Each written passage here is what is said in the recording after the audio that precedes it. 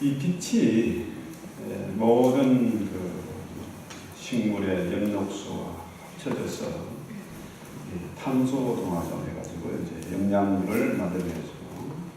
이게 빛이 없으면은 영양소가 만들어지지 않습니다. 그렇죠? 모든 식물의 엽록소를 통해서 탄소 동화장으로 영양분을 만들어 동물의 양식이 되고 또 사람들은 그 동물을 또 양식으로 삼기도 하고 그런 거죠. 그래서 이 빛이 참 우리에게 너무나 소중한 것인데요. 이 현대 문명이 사실은 빛의 문명이다 해도 과언이 아니에요. 우리가 쓰는 무언이 컴퓨터나 뭐 텔레비전 이런 다 빛으로 움직이는 겁니다. 빛이 없으면 불가능하죠. TV나 CD 플레이 빛을 이용하는 겁니다. 사진을 찍는 것도 빛이고요. 우리들 병원을 사진관 그러잖아요. 엑스레이, MRI, CT 다 빛으로 사진 찍는 겁니다. 그렇죠? 강물을 탐사하는 것도 초첨단 현대무기도 다 뭡니까? 빛을 이용합니다. 그 빛을 가지고 정밀기계를 가공하기도 하고 빛이 없으면 아무것도 살 수도 없고 되는 것도 없는 거죠. 자, 오늘 주님은 나는 세상의 빛이다. 우리는 흔히들 태양을 중심으로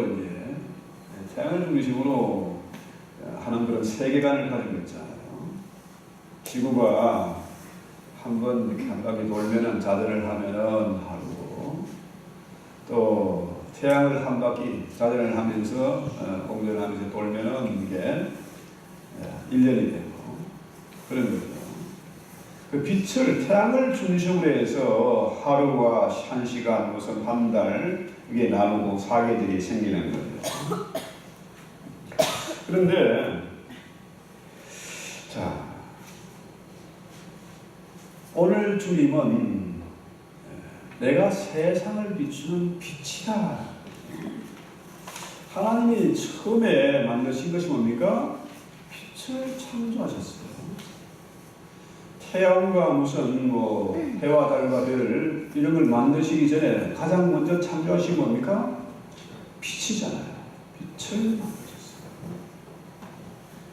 그런데 그 빛 이전에 우리 하나님은 그 빛 자체이세요. 왜? 빛은 생명이다. 성경에서는 이 빛을 포스라는 말을 뭐냐면은 인격으로 표현합니다. 해와 달과 별들이 생기기 전에 이미 빛이 있었어요. 또 그 빛이 뭡니까? 그 빛을 하나님이 가장 먼저 창조하신 것인데, 하나님은 그 빛을 어떻게 만드셨습니까? 말씀으로 먼저 뭡니까? 빛이신 하나님이 빛을 창조하신 거죠.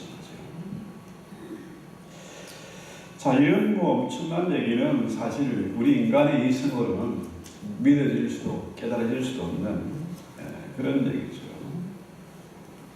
그래서 우리 예수님은 이 땅에 생명의 빛으로 오셨어요. 생명의 빛.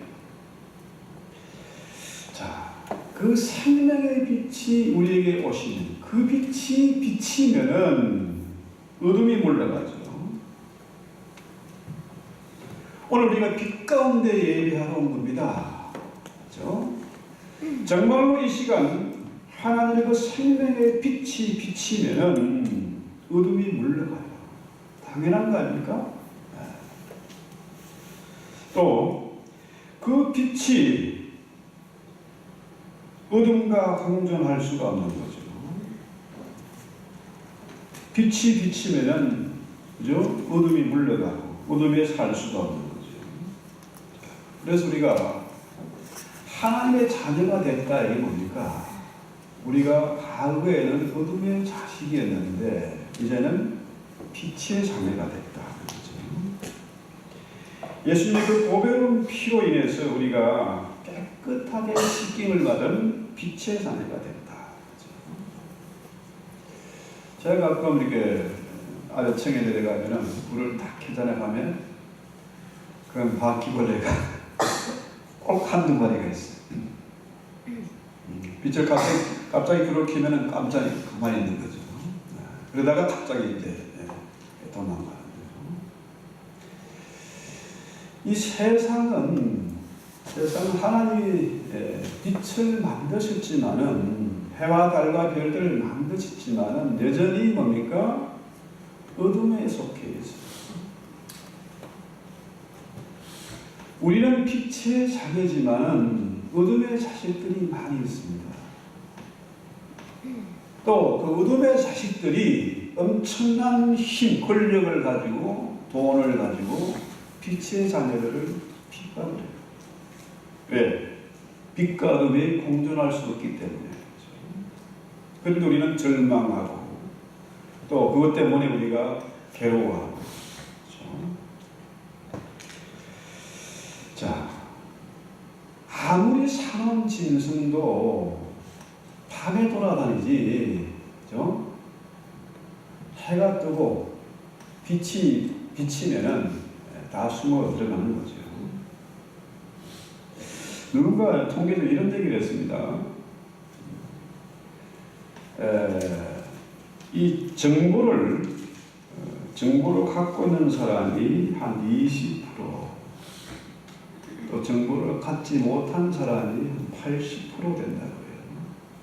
우리가 살아가는 귀중한 정보를 말하는 거죠. 마찬가지로 먹고 사는 문제에 별 걱정이 없는 사람이 한 20%, 또 그렇지 못한 사람, 날마다 허덕이면서 먹고 사는 문제 때문에 쩔쩔매고 쫓기는 인생을 사는 사람들이 한 80% 이렇게 된다고요. 자, 왜 그렇습니까? 왜 참된 그 정보를 알지 못하고 또 먹고 사는 문제에 그렇게 쩔쩔매면서 살아갑니다. 이렇게 첨단 과학이 발달하고 풍요로운 편안한 세상이 됐는데도 왜 사람들은 쩔쩔매고 불안하고 그럴까요? 세상의 현실이 왜 그렇습니까? 빛을 보지 못하기 때문에, 어둠에 속히 참된 진리를 알지 못하기 때문에 그렇다고 그러죠.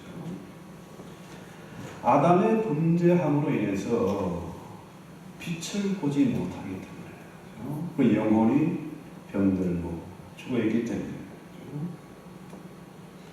그렇습니다. 사람들이 두 눈을 멀쩡히 뜨고 있지만은 영적인 진리를 보지 못하고 귀가에서도 성령의 그 세변 음성을 듣지 못하는 그런 답답함 때문에 그죠? 헤매고 고통당하고 쩔쩔매면서 살아가는 거죠. 그래서 오늘 이 본문의 말씀은 우리 예수님이 초막절을 마치고 난 다음에 하신 그런 말씀이에요. 이 초막절은 이스라엘이 광야 40년을 지낸 것을 기념하고 하는 그런 의식이죠. 그래서 초막절에는 물을 붓는 의식이 있고 또 등불을 켜는 그런 불의 의식이 있습니다. 그래서 실로암 물가에 가서 물을 가져다가 붓고 그 다음에 횃불을 들고 춤을 추면서 노래하면서 돌아가는 거죠. 자, 이스라엘 광야에서 물이 없어 목말랐을 때 우리 하나님 어떻게 하셨어요? 반석을 갈라서 생수를 목마르다고 불평할 때 하나님은 아예 반석을 갈라서 생수를 강같이 냈습니다. 그것을 기념하는 거죠. 또 낮에는 구름 기둥으로 밤에는 불 기둥으로 이스라엘을 광야에 40년 동안 지키시고 인도하시고 보호하셨죠. 그래서 오늘 주님의 이 말씀, 초막절이 지나면서 하신 주님의 말씀은 뭡니까? 내가 세상의 빛이다. 그렇죠? 이 빛이란 말이 요한복음에 자그마치 32번이나 나옵니다. 에고에이, 나는 선한 목자다. 나는 우선 참 포도나무다 하는 것처럼 에고에이 나는 포스. 그렇죠? 나는 세상의 빛이다. 그렇죠? 이 말씀을 요한복음에서 이 생명의 빛으로 이렇게 강조하고 있는데, 이 말씀은 구약의 예언을 성취하는 말씀이에요. 이사야 42장 6절에 보면은 나 여호와가 의로 너를 불렀은즉 내가 내 손을 잡아 너를 보호하며 너를 세워 백성의 언약과 이방의 빛이 되게 하리니. 또 말라기는 뭐랍니까?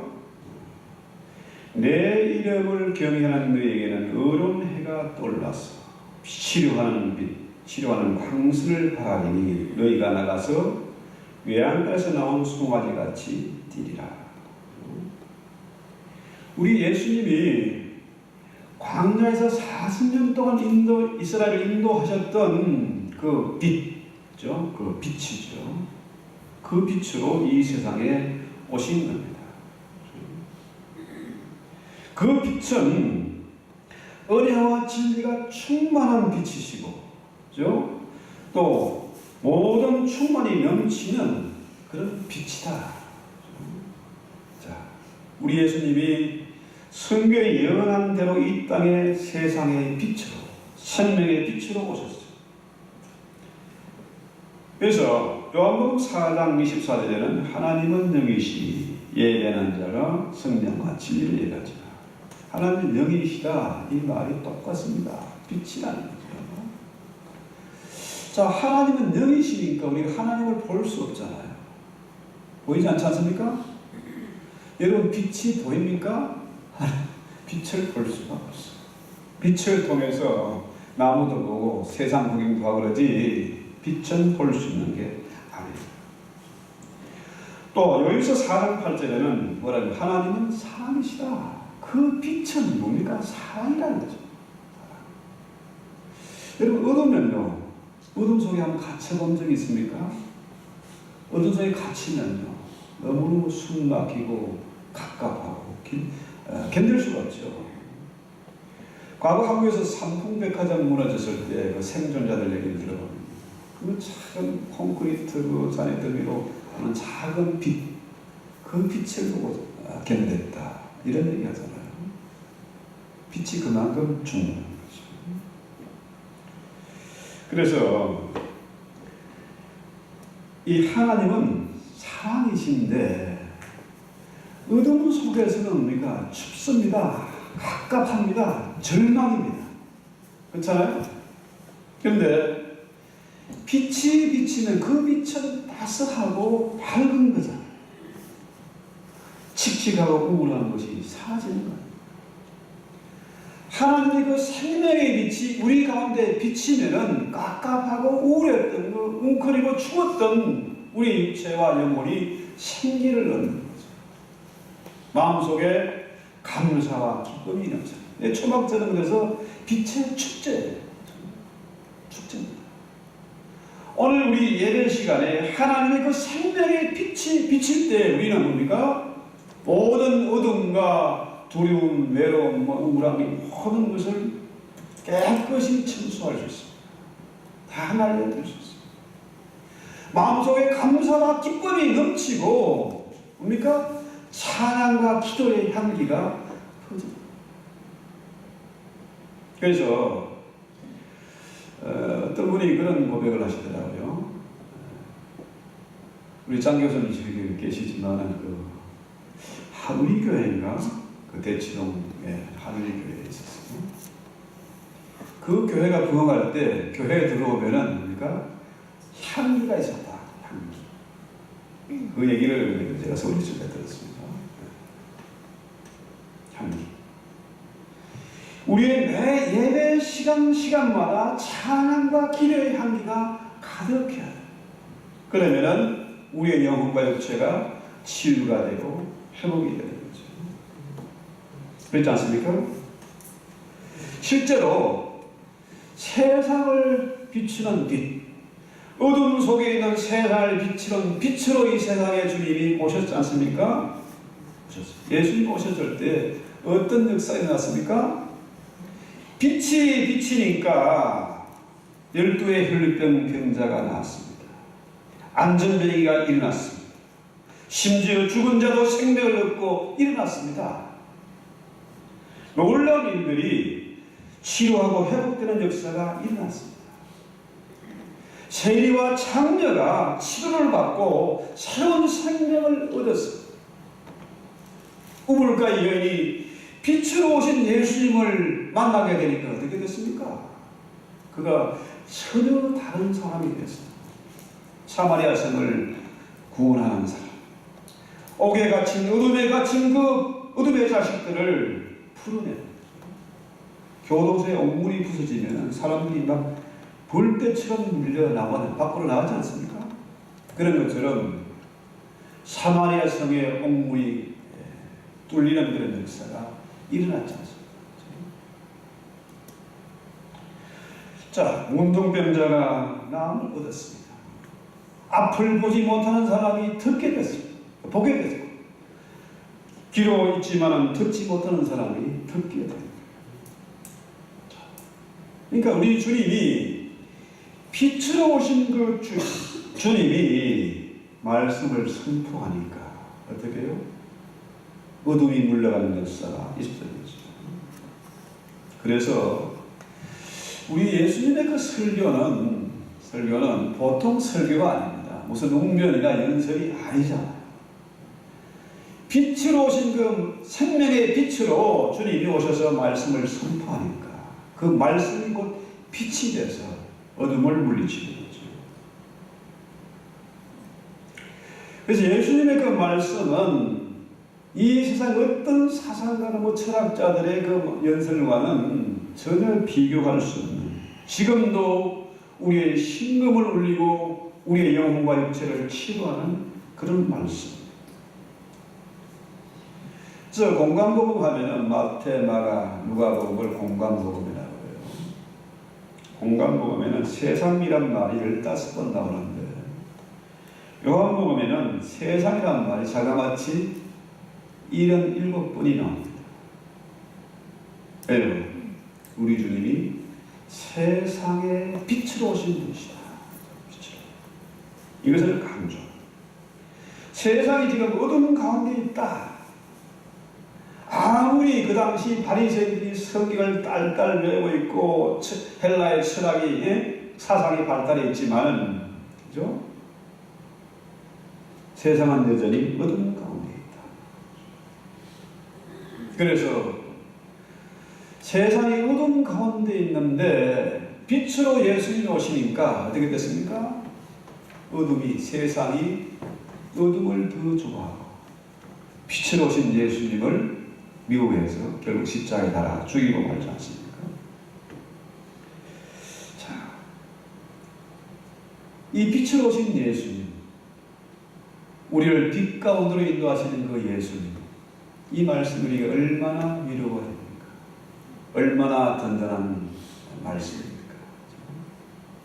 세상이 절망합니다. 큰 집을 짓고 돈 많이 벌어서 떵떵거려도 늘 불안합니다. 지금 북한에 있는 김정은이나 이런 사람들 지금 잠 못 잘 겁니다. 그 많은 돈과 권력을 가지고 잠 못 자. 그런데 우리 예수님은 우리가 잠들어 있어도 이 한심한 놈들아, 한 시간도 깨어 기도하지 못하느냐? 지어갖고 그냥 발로 차버리고 떠났을 텐데 주님 어떻게 해요? 일어나서 함께 가자. 우리를 버리지 않습니다. 우리의 연약함도 아시고 우리의 부족함도 아시고 우리의 변덕스럽고 수없이 넘어지는 것 그분이 다 아신다는 거죠.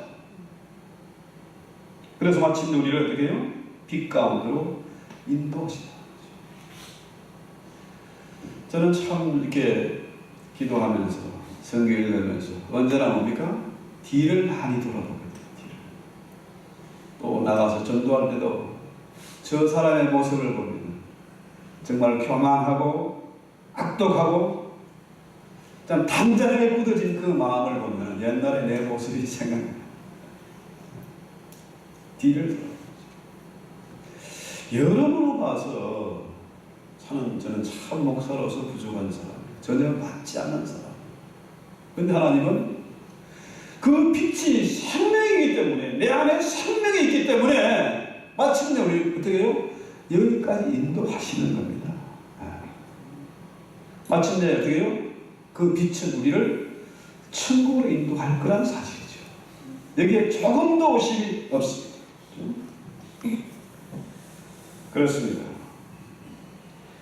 우리 주님이 빛으로 우리의 마음 가운데 찾아오셨어요.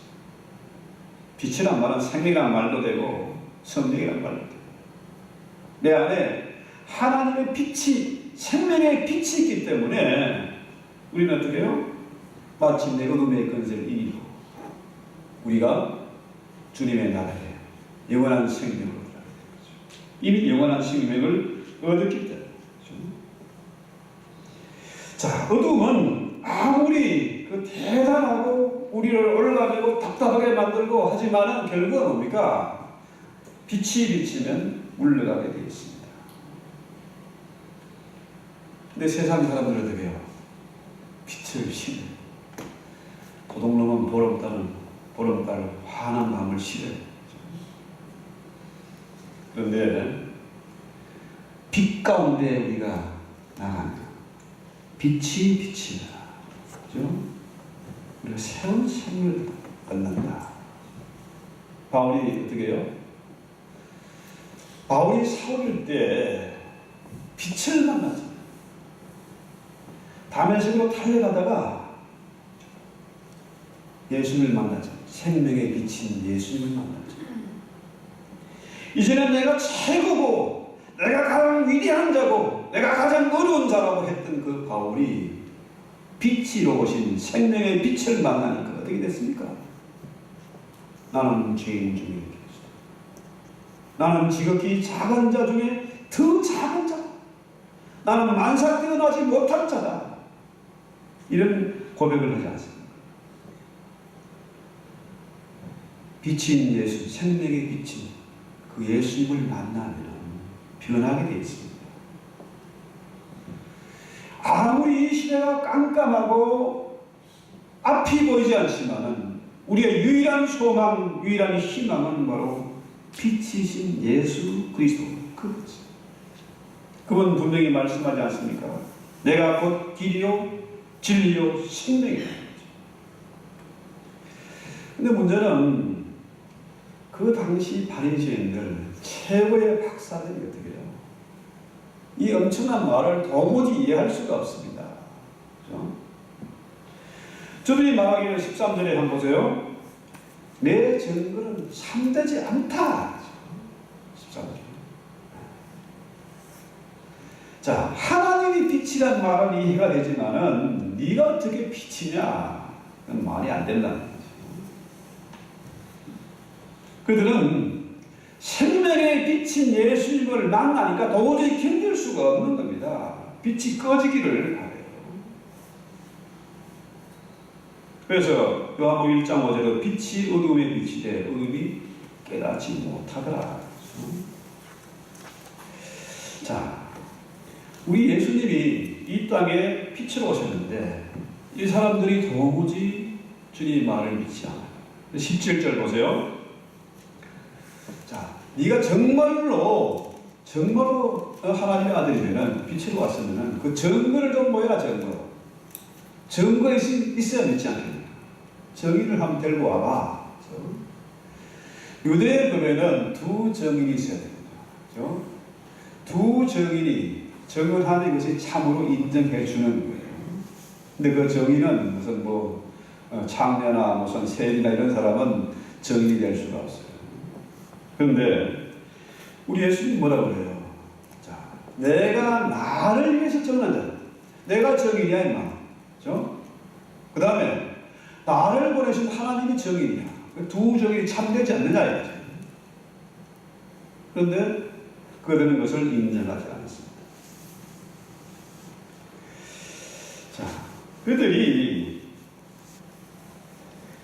율법을 가지고 예수님을 고발하고 명령하고 죽이려고 하지 않습니까? 율법.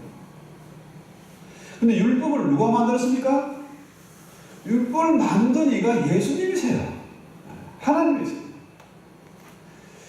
우리가 분명히 헷갈리지 말아야 될 것은 뭡니까? 이사야 9장 6절에 분명히 나오지 않습니까? 하나님의 아들이 한 아기가 우리에게 나타냈다는 그가 그 아기가 바로 누굽니까? 전능하신 하나님, 영존한 아버지시고 평화의 왕이 됐습니다. 예수님이 곧 하나님이고 그분이 곧 왕이시다. 우리의 영원한 아버지다. 구약 이스라엘도 이것을 믿었는데 성경 기록에 나오는데 지금 신약 시대에 성령 은혜 시대에 살면서 이것을 믿지 않고 헷갈리는 사람이 너무너무 많아. 천주교 보세요. 지금도 마리아 사랑만 들어오고 있잖아요. 이게 안 믿어지는 거예요. 빛의 자녀가 아니고 어둠의 자식들입니다. 이게 하는 짓이 꼭 어둠의 자식들. 보세요. 전 세계 마약이나 무슨 독재 정권 부패에 연결된 게 무기 관계 다 천주교예요. 심각한 문제. 그런데 그것들이 우리가 형님이다, 우리가 큰 집이다 이러고 있으니 참 기가 막힌 노릇입니다.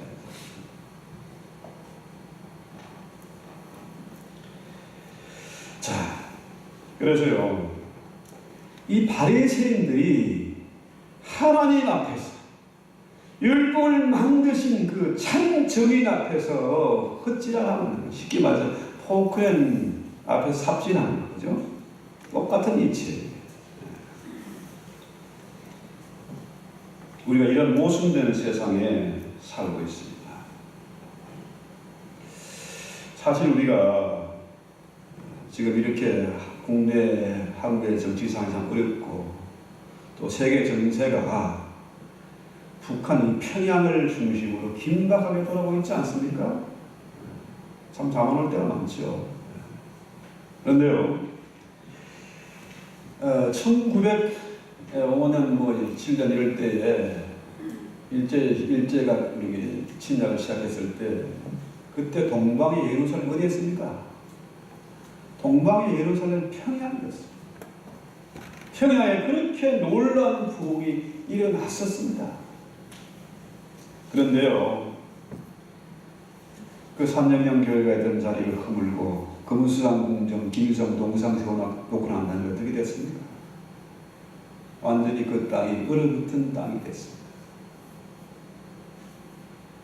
생명의 빛인 예수님을 거부하고 교회를 부수고 목사들을 잡아 죽인 결과가 빛이 물러가니까, 빛이 떠나가니까, 촛대가 떠나가니까 그 땅이 얼어붙은 땅이 되고 말았습니다. 그래서 이 시대에 우리 교회와 성도들이 참 정신을 차려야 됩니다. 각성이 일어나야 돼요. 제가 여기서 보면은 참 저게 목사인지 저게 인간인지 그렇게 참 헷갈리는 사람도 많습니다. 그런 사람 많이 많았어요. 그전에는 잘 안 다녔습니다. 그런데요, 그들을 위해서 우리가 기도해야 됩니다. 미워하기보다는 기도해야 됩니다. 교회가 이 세상을 비추는 전 세계 모든 사람이 볼 수 있는 상위의 통대가 돼야 돼요. 교회는 저래야 돼요. 예수 믿는 사람은 저렇게 살아야 돼요. 빛을 비추어서 저들의 양심이 고통을 느끼게 만들어야 된다. 어둠의 땅에 하나님의 빛, 생명의 빛이 비치면은 당연히 어둠은 물러나야 되겠습니다. 그래서요, 이 시간 우리는 생명의 빛이 되신 예수님의 임재를 취해야 됩니다. 그분의 음성을 듣고 그분을 만나야 됩니다. 하나님의 임재를 체험해야 됩니다. 과거에는 쉬웠습니다. 과거에는 광야 40년 동안 그 빛이 움직이는 대로 진행하면 됐어요. 그 불기둥. 다 보였거든. 자, 그 불길이 움직이는 대로 따라가고 멈추면 멈추고 또 진행하면 따르면 됐어요. 근데 지금은 뭡니까? 그 빛이 보이지를 않네요. 참 빛이 왔는데도 사람들이 보지를 못해요. 완전히 눈뜬 장님이 됐어요. 참 남들이 보면은 뜬구름 잡는 얘기죠. 저 목사가 지금 무슨 헛소리 하고 있어. 그러지 않겠습니까? 빛을 볼 수 있습니까? 빛은 보이는 게 아닙니다. 여기 계신 하나님이 보입니까? 안 보이는 겁니다. 그런데 문제는 뭡니까? 빛과 어둠이 있잖아요. 세상 이치라도 뭐라도 해가 지면 깜깜해지고 해 뜨면 밝아지는 거 아닙니까? 천국과 지옥이 있고 분명히 심판이 있잖아요. 이거 성경에 적용된 거예요. 왜? 사람들이요, 미국 사람 제일 싫어하는 게 뭡니까? 까대로. 하나님이 저주하고 너 지옥에 나가라. 제일 싫어하는 말이 그거 아닙니까? 눈에 보이지 않지만 우리가 알지 못하지만은 이 세상 질서는 빛이신 하나님이 다 움직이는 예수가 역사의 주인이고 왕이십니다. 그래서요, 어느 누구도 빛을 부인할 수 없어요. 어느 장사가 해가 뜨는 것을 막을 장사가 어디 있습니까? 그건 불가능해요. 어느 누구든지 하나님의 존재, 빛을 부인할 자는 없습니다. 막을 방법이 없어요. 아무리 두 눈 감고 빛은 없어 해도 빛이 없는 건 아니잖아요. 내일도 해는 뜨고, 그죠? 그렇습니다. 자식이 부모가 싫다고 부모를 부인합니다. 그럼 지가 어떻게 됩니까? 부모를 부인하면 저는 고아지 뭐. 혼자 잘 먹고 잘 살지 모르지만 그건 고아가 되고 마는 거예요. 우리가 생명의 빛으로 오신 예수님을 부인하면 뭐가 됩니까? 어둠의 자식이 되고 마는 겁니다. 그래서 우리는 빛을 보고 살아. 빛을 따라. 예수님을 바라보고 살아가면 어둠이 물러가게 되어 있습니다. 요즘은 뭐 첨단 편리한 시설이 많아가지고 사람이 걸어가면 불이 자동으로 다 켜잖아요. 현관 앞에 다 켜져. 가는 데만 복도에도 그럼 다 걸어갈 때마다 불이 탁탁 켜져. 자동으로. 참 기분 좋더라고요. 참 편리한 세상입니다. 문제는 뭡니까? 세상 사람들은 보지 못하고 깜깜하고 절망하고 우울하고 살겠네 못 살겠네 하는데 우리는 뭡니까? 빛의 자는 빛을 보고 가라. 걸어가라. 빛 가운데로 걸어가면 어둠이 자연스럽게 물러가. 어둠에 쫓기는 인생이 아니라 어둠을 물리치는 그런 멋있고 정말 신바람 나고 또 나도 살고 가정도 살리고 교회도 살리고 세상을 변화시키는 엄청난 일을 할 수 있다. 우리 찬송하기도 합시다.